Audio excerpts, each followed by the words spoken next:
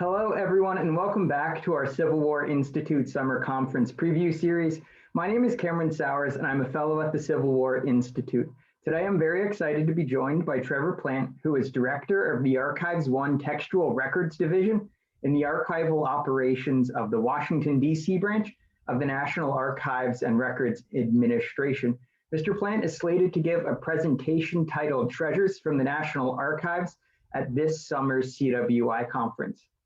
Just to get started off for our viewers, I was wondering if you could explain a bit about your job title and the various contours of your job. Like, what are some of your main roles and responsibilities at the National Archives? So my primary responsibility, so I'm over, like you noted, the textual archives division. So what that encompasses is a processing unit that processes records in our building in downtown DC. Research room operations, so people that come in person. Unfortunately, not right now because of COVID-19, but in normal times, you could come in person and conduct research. So that's part of my operation, as well as assisting people off on site. We have specialists in different areas of records that we have in our building downtown.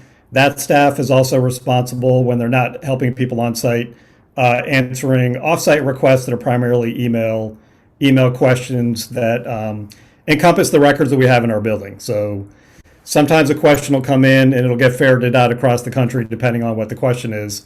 Civil War is obviously a very popular topic, so we get a lot of Civil War questions, even though it's just one aspect of some of the records that we have in our building in downtown DC. But Civil War is definitely a popular one.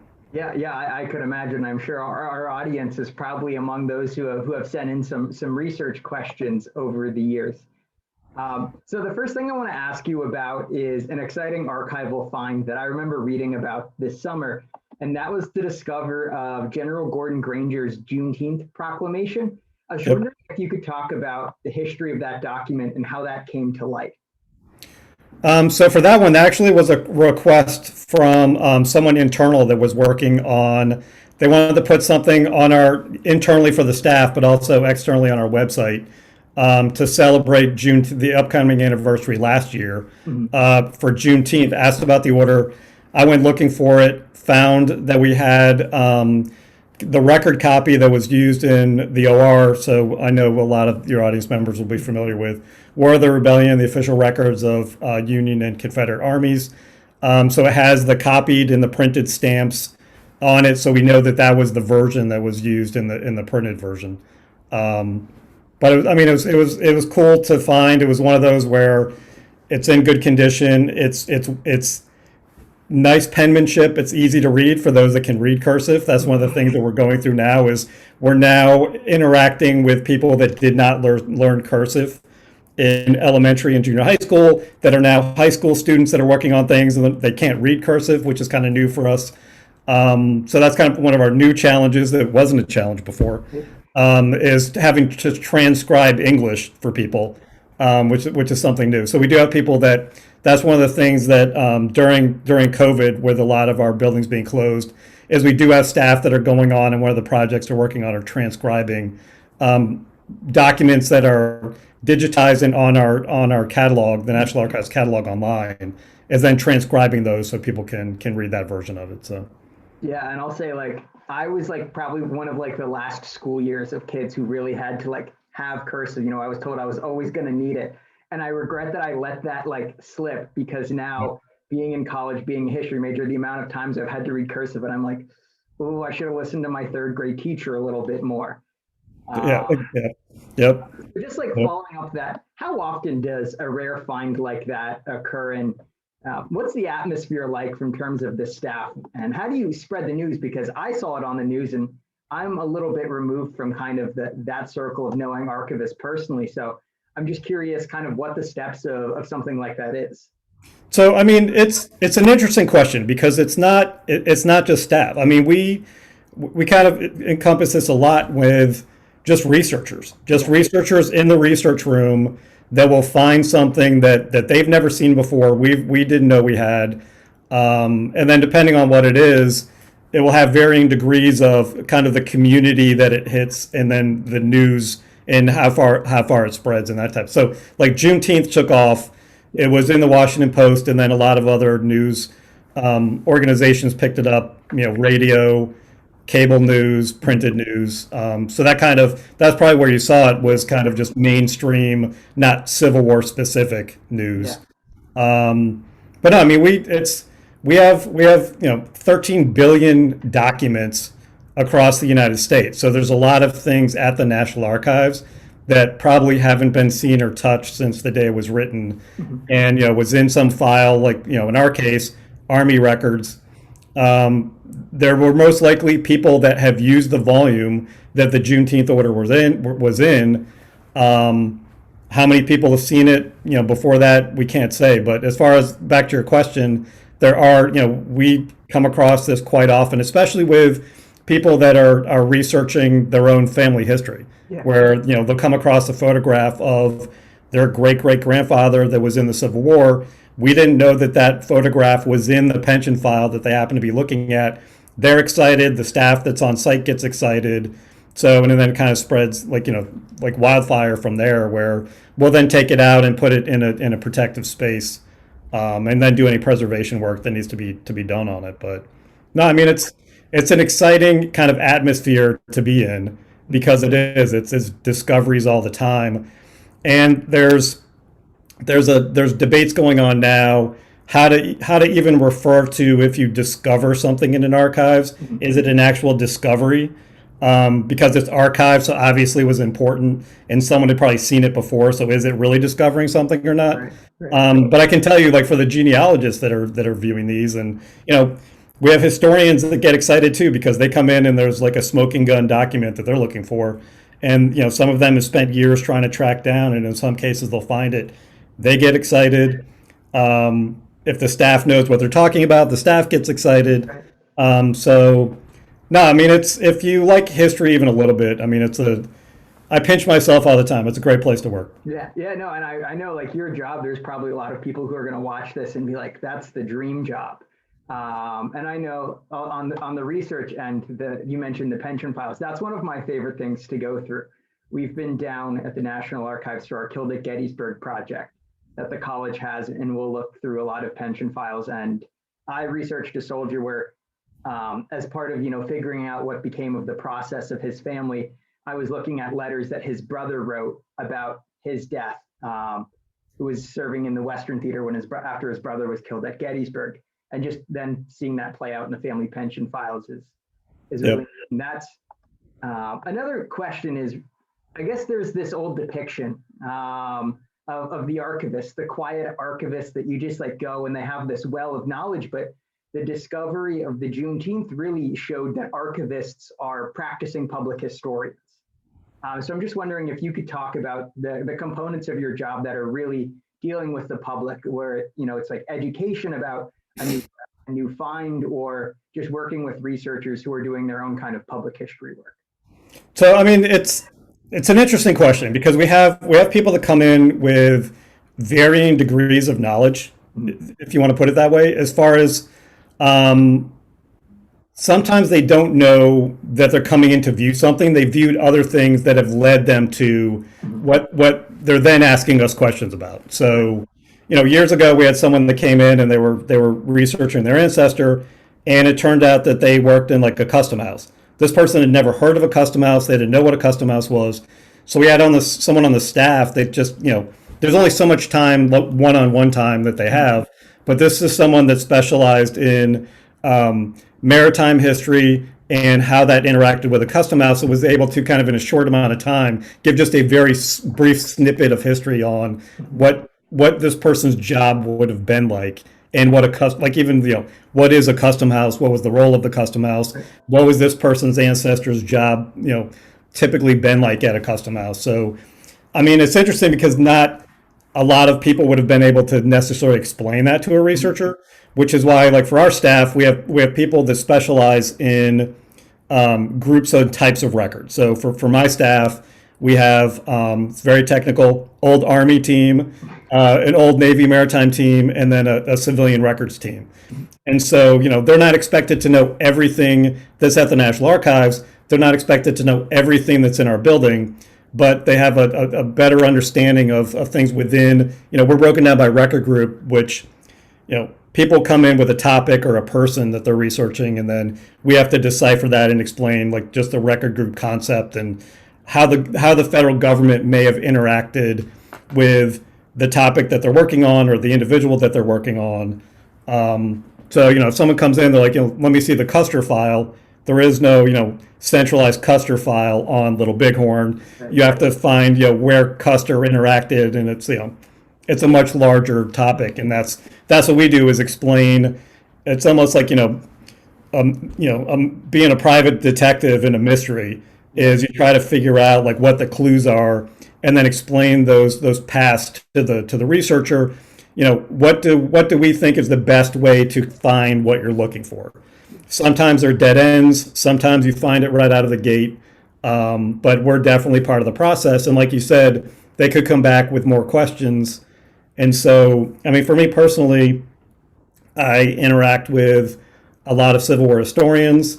I try to do my best because there's so much coming out, as you know, on the Civil War. It's hard to keep up on or afford to buy or get all of the books that are constantly coming out that are updating, like new interpretations, new finds on the Civil War. So it's being part of that process is exciting too, because I've interacted, like I said, with a number of college professors and Civil War historians that have written books and are currently working on projects now. Some of them we don't talk about because we don't want to give away what their topic is. So if you came in on Monday and you found something on Tuesday, I'm not going to say, oh, we found this, because you want to be the one to, divulge that in whatever your project is, whether it be, for like a Civil War journal or for your thesis or your doctoral dissertation or for a book that you're working on. Yeah. And I think your point is about staying up to date with all the scholarship shows, in that how many times I love to read the acknowledgements of books. When I get, I order a new Civil War book, one of the first parts I always read is the acknowledgements, because I'm always curious where the historian went to research and who their scholarly kind of friends are and who read drafts of the manuscript. And I'm always amazed at how much space in those acknowledgements is dedicated to the archivists who make the books possible, who do that, and the wealth of knowledge for documents that you might have glanced over or something is interesting. Yeah, and it's not, and to talk about the public history part of it, it's you're starting to see a lot more, national park historians. You're starting to see rangers. You're starting to see interpreters, just local guide interpreters at various locations are popping up more recently, or added to that as well. Yeah. So I have another document. You had mentioned Custer, and I have another document I want to ask about, because I was doing what would be my treasures from the National Archives I'd want to ask about, was another one that made headlines. And that is the letter from Abraham Lincoln to Henry Halleck after Gettysburg and Vicksburg. That was another one I went and started seeing this pop up in the news. So I'm just curious if you could talk about that document, because I think that's one that our audience would be interested in, because it was so insightful and was another exciting find. So, that one was interesting because it was at a time where Robert E. Lee retreats from Gettysburg, heading south, and Lincoln and his administration want him to, you can just feel it. You can feel it in the writing from Lincoln and the telegrams, his optimism in what he's writing. Like, he's so excited. They just found out that Meade is victorious in Gettysburg. They find out that Grant is victorious at Vicksburg, right? The war has been going horribly for the Union for a long time. So this is double good news. And so it's almost like he feels like, this is it. Like, we could win this thing right now. We could wrap this up if Meade beats Lee. And so it's these kind of constant telegrams, almost urging Meade, do more, do more, do more, which leads to, and this is one of my favorite stories of the Civil War, and is great for, I'm a manager. I have a number of people that work for me. I get upset like other people do and want to fire off an email. So it's fascinating. Lincoln is upset at Meade. He feels like he let Robert E. Lee get away, right? Lee crosses the Potomac. He gets into falling waters, West Virginia, and Lincoln is upset at Meade, writes a scathing letter to Meade, basically saying, it's all your fault. I'm paraphrasing. It's all your fault. The war's going to go on because of you. You screwed up. You didn't, you weren't, you didn't do enough to go after Robert E. Lee. You weren't aggressive enough. And so he then folds it up, puts it into an envelope, and on the envelope writes, to General Meade, not signed, not sent. Puts it in his drawer, takes out another piece of paper, and writes a glowing letter to Meade about how excited and proud he is that he won the Battle of Gettysburg. Right. So you have my undying wishes and the gratitude of the nation, if you will, and that's the letter that Meade actually receives. So Library of Congress has that original letter that was never sent to Meade. That letter did not come out in Meade's lifetime. It was part of the Lincoln Papers that Robert Todd Lincoln gave to the Library of Congress years later, with the kicker that it couldn't be opened for several decades after that. So we know for a fact that Meade did not know about that letter. The one that you're asking about in particular was where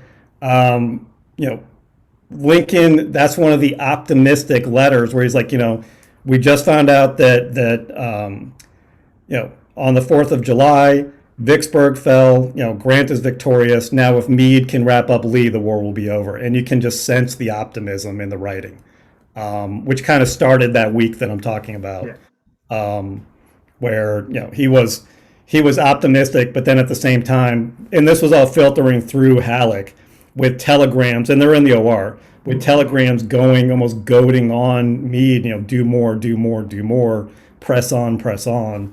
And then, ending with that scathing letter. And like I said, it's one of my favorite stories of the Civil War and of Lincoln, just showing how, he didn't send the scathing letter.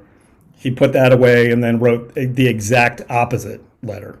It makes me worry that, what if the drafts of some of my emails that never got sent, what if those got published or some archivist finds those, if they ever write a dry biography about my life? I'm worried that the signed and never sent emails that are sitting somewhere. I just have two more questions here quickly. And one is, I've asked you about a lot of artifacts specifically, but is there a treasure in the National Archives that has shaped, or even broadly somewhere else, that has shaped you as a historian, or something that has shaped your view of your job or had a distinct impact on you?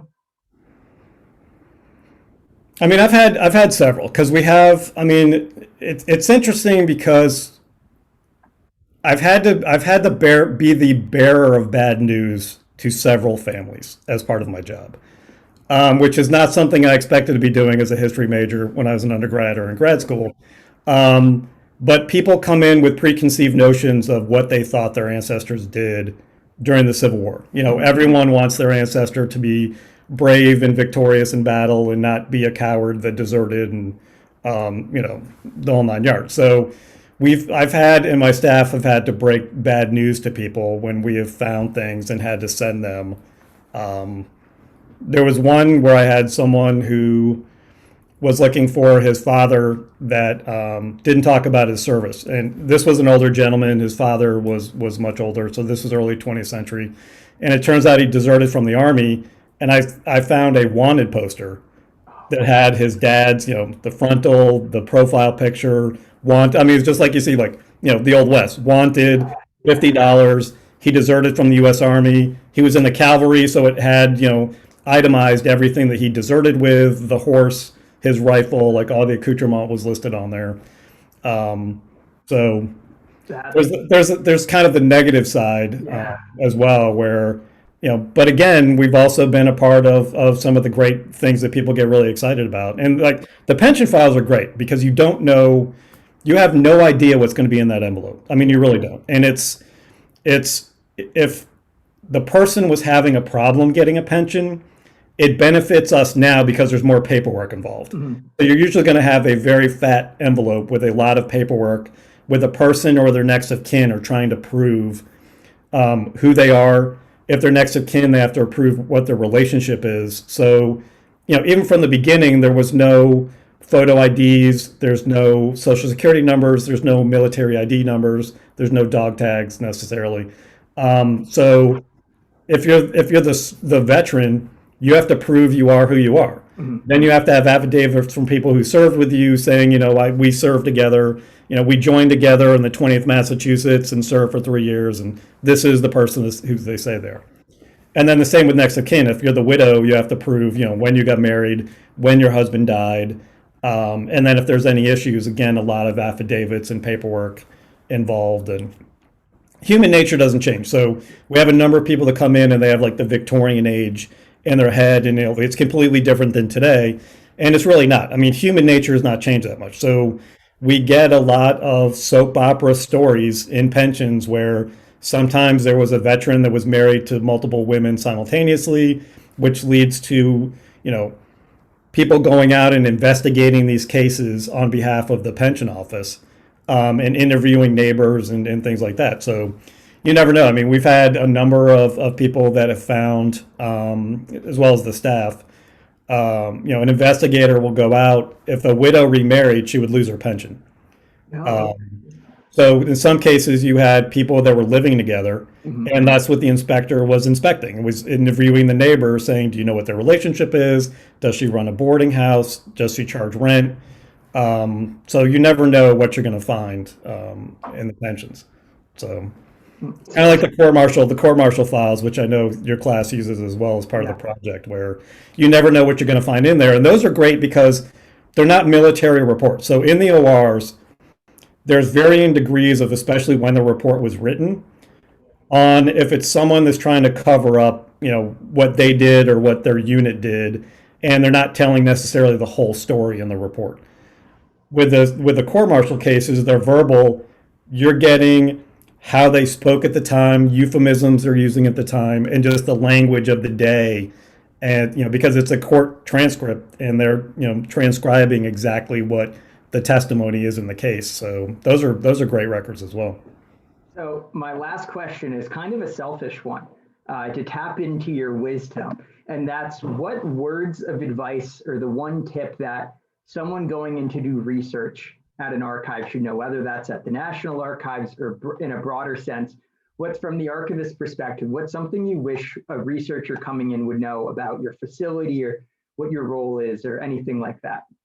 So I'm gonna answer this in two parts based on kind of the two biggest researcher communities that we have where I work. So on the genealogy side, reach out to your family first and see what information your family has before you come in, because there could be someone that has already started doing like a family tree, or already is on Ancestry or Fold3, and already has kind of a lot of information collected already that may help you. Even if it gets started, they may have some information that'll help you when you come in. For historians and grad students, undergrad, history majors, I would say if there's a book that's been written that touches on your topic even a little bit, go to the footnotes. Go to, like you said, go to the acknowledgements, go to the introduction, the after, go to the footnotes. They've done a lot of the heavy lifting for you already. So the footnotes will tell you, the terminology that we use, will give you the record group, it may give you the series title, and that could be kind of the starting point for you. So even if it's not exactly what your topic is it close to your topic, that would be my recommendation is start there, because then you'll be better armed with that information when you come in. And we're kind of speaking the same language as well, but it'll save you a lot of time. The other one I'll say is be open with what your topic is. I can't tell you how many times we've had a historian come in and they're very secretive. Like, historians don't want people stealing their topic, so they keep it like really close to the vest, like what they're actually working on. So we've had people that have come in and they'll just say like kind of generically what they're working on. They'll spend 4 days, every day, all day long. They're frustrated. On the fourth day, they finally come into the consultation room and say what they're really looking for, right? If they had told us that on, say, that Monday, we may have pointed them to different set of records than kind of the generic one that they asked for. So they've kind of wasted 4 days because they didn't, relay to us what they're really working on, or even what they're hoping to find. Because that's some of it too. Is someone will come in and they'll be very confident that they want to look at a set of records. So you use pension files. Like someone could come in and say, "I'm just using the pension files." Well, it could turn out that they're looking for something very specific.